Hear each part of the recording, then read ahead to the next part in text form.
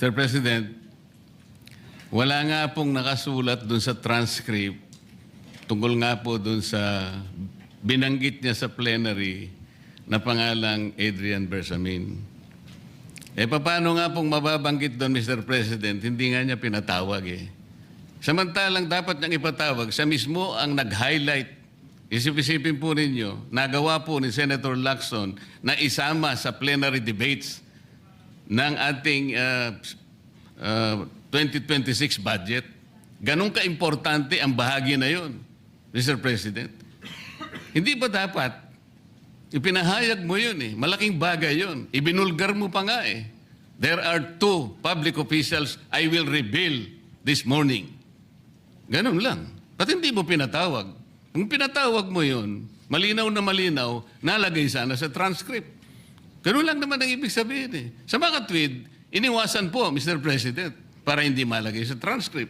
Pagkatapos ikakatwiran po ninyo, kung nasa transcript, di sana pinatawag ko. Baligtad po ang ginawa ninyo, Mr. President.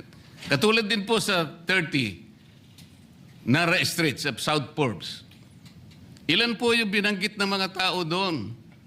Hindi ko po sinasabing totoo yun, pero for purposes of the inquiry and investigation, kung talagang ganun, kalawak ang inyong pananaw, dahil pati nga po yung pagpunta ni Gutesa, pati CCTV po ipinakita ninyo.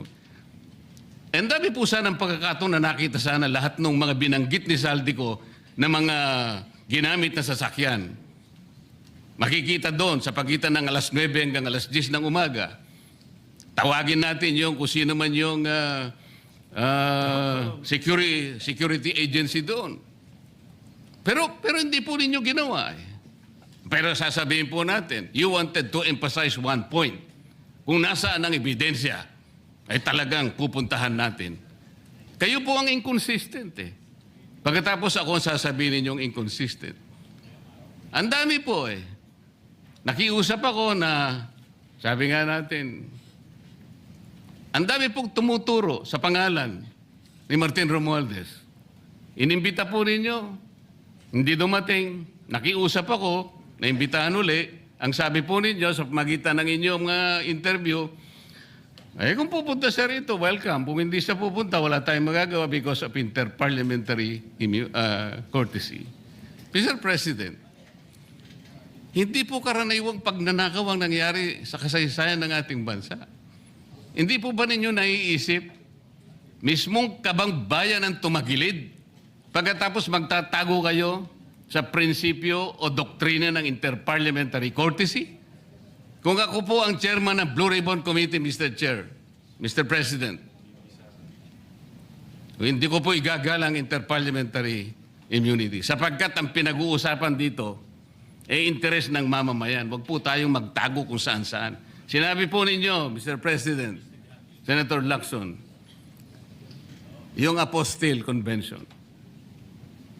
Hindi ba pinahayag po ninyo sa isang pag-i-interview ninyo na kung si Saldico lamang ay makakuha ng isang subscribe statement, kahit sa Zoom lang, ipatatawag namin siya.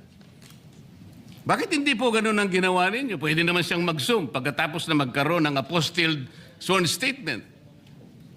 Bakit hindi po ninyo ginawa? Meron naman pong Zoom eh. Natatakot yung tao.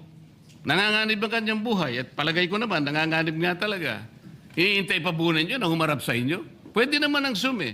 Kung talagang gusto nyong tuntunin ang lahat ng mga ebidensya na dapat nating puntahan. Ito po yung pinupunto ng aking privilege speech kahapon eh.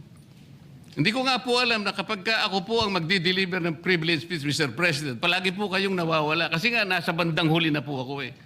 Pero kung talagang gusto nyo lamang, alam nyo naman nasa agenda po natin kung sino po ang tatayo para mag-deliver ng privilege speech eh.